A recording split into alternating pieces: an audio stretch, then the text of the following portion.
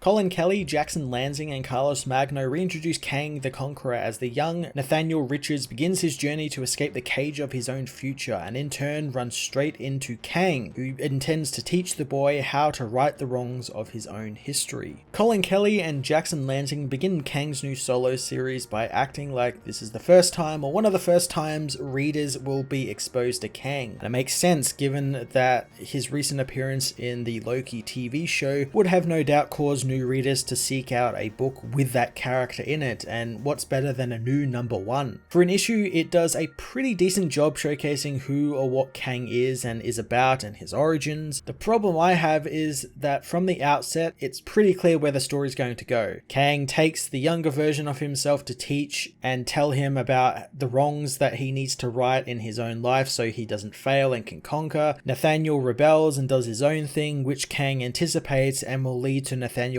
actually becoming Kang. Thanks to the story sort of telegraphing its plot, it's kind of taken the fun out of it a little bit. And it's especially disappointing being that this is a timeline and time paradox sort of series where you could have had unique and surprising storylines and sort of twists and everything, but nothing really happens here. And maybe I'm totally wrong and it will end up being like that as the series goes on, but for a first issue, it kind of played it safe and made it clear where the story is going. Carlos Magno is the book's artist, and boy does the book look awesome. It's lovingly detailed and full of great cinematic colour and scale, suiting a book that is about time travel and timelines. The 2 double-page spreads with the dinosaurs and the Fantastic Four and the Avengers all fighting Kang was a lot of fun and had a great flow to its reading as well.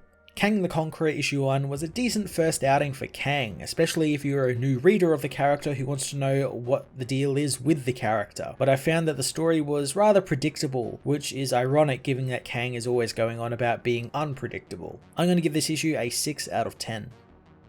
Kang the Conqueror issue 1 finds Kang remembering how Alexander the Great sat for thousands of years with a sage, learning about more worlds out in the infinite number of cosmos, spread all about the universe. Alexander looked upon his own empire and what he had built, and his eyes filled with tears as the sage asks why he's crying, since he has every glory that a mortal could ever know, but Alexander knows there is an infinite number of worlds out there, yet he cannot conquer one. In the 31st century, Nathaniel Richards accesses his computer's history files as he knows that by the time he reached 18, he had conquered nothing, since his world is a utopia of pleasure, but he thought about all of the 10-year-olds who mastered advanced robotics and people who got their throats cut by bullies and recovered in mere months, something which he is doing and which he finds is boring. He knows it's also the place where time stopped and it was the end of history, so he began to see his time for what it was. A cage. He soon devises a plan to escape, looking for the keys to the past, knowing that in the echoes of the ancients lay the answers to his questions. Boarding his hoverbike, Nathaniel heads into the city, knowing it's taken him almost 2 years of searching, and he thought of nothing else but this. And soon he forged a leisure pass, rerouted security from the industry fields, and quietly rode into what was once Lataveria to find answers. Going to some exact coordinates, he finds a hole in the ground, which opens up into an ancient library, which he soon finds is guarded by an ancient Doombot. The robot activates, attacking him as Nathaniel tries to command it to stop, but soon it is shot in the back by Kang the Conqueror, who tells Nathaniel to get down, knowing that Doom is an imbecile, but good engineering is eternal. He blasts the Doombot's head apart, sending it back to the 20th century so it can tell its creator who killed it. Nathaniel asks who the man is, so Kang says that he's the one who knows more than the boy can imagine. The boy knows that's not an answer, asking how the man knows him. Kang hoped for better questions as Nathaniel proclaims that he is Nathaniel Richards, the liberator of the library of Victor Von Doom. He says that this is the secret history of the world and he is its heir. Kang says the reverie in his voice is embarrassing since there is no easier place to lie than in the pages of a book, but compared to the gruel he's been raised on in his world, this would be a feast. But he wonders if the boy would like to read history or if he would like to make it. Nathaniel says that he wants everything, which Kang knows is good, wanting the boy again to ask him who he is. Nathaniel does, so Kang removes his armor, saying that the question has 10,000 answers, and he's known as the Conqueror or Ramatat or Immortus, and he's been all of them and will be again, but the one answer that truly mattered was in the end, he was Kang. And it all begun with Nathaniel Richards. Kang opens a doorway, telling Nathaniel that through it is an infinite number of times and worlds and eras that sing his praise and planets worship him, but to earn those, he has to know loss, defeat, and frustration. And he wants to save Nathaniel from that trauma, so the boy must join him and own the mysteries of the cosmos and become someone. Nathaniel agrees, going through the portal to 65 million years ago, where he is welcome to the end of the world. Kang says that in 1 year, this area will be the impact point for an asteroid that will cause a mass extinction, and that is his deadline. Nathaniel knows that's not enough time, but Kang says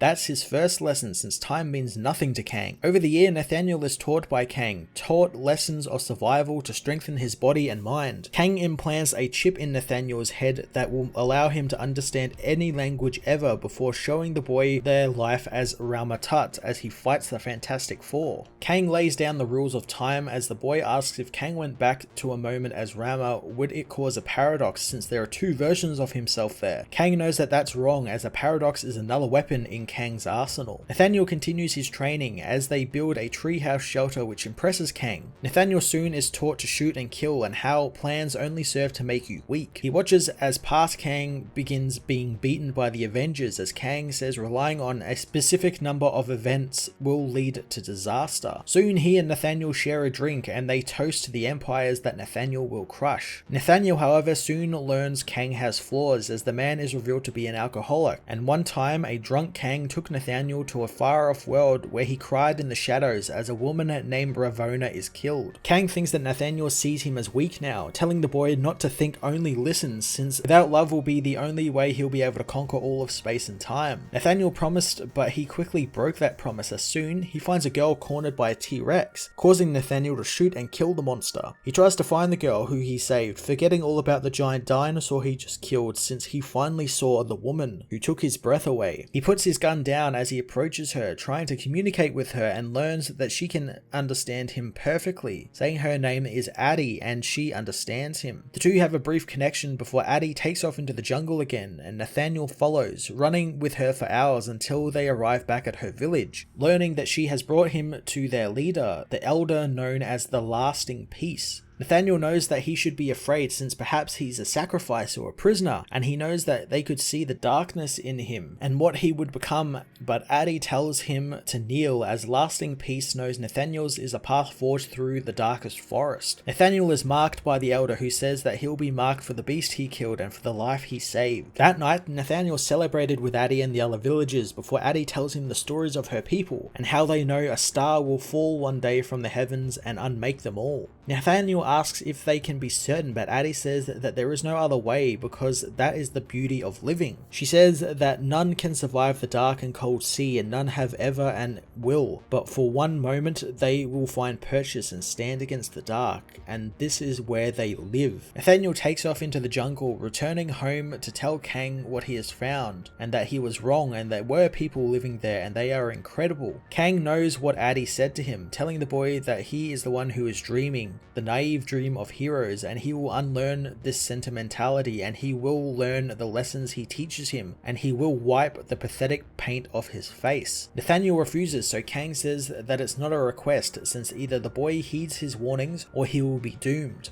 Nathaniel says that Kang is the one who's doomed since he talks about conquest and glory, but he's just a drunk who makes him memorize his defeats. Kang knows the boy will repeat his failures, but Nathaniel says that his life is his own and it's out there with Addie that they can save them from extinction. And if time means nothing to him, then why can't he use that to save the first thing in the world he has ever loved? Kang slaps Nathaniel down, dragging the boy to a cliff overlooking the village as Nathaniel says that he will save them. Kang knows he won't, attacking the village and killing everyone as rage builds in Nathaniel, who knows that he never left the cage he tried to escape from, since Kang was the cage.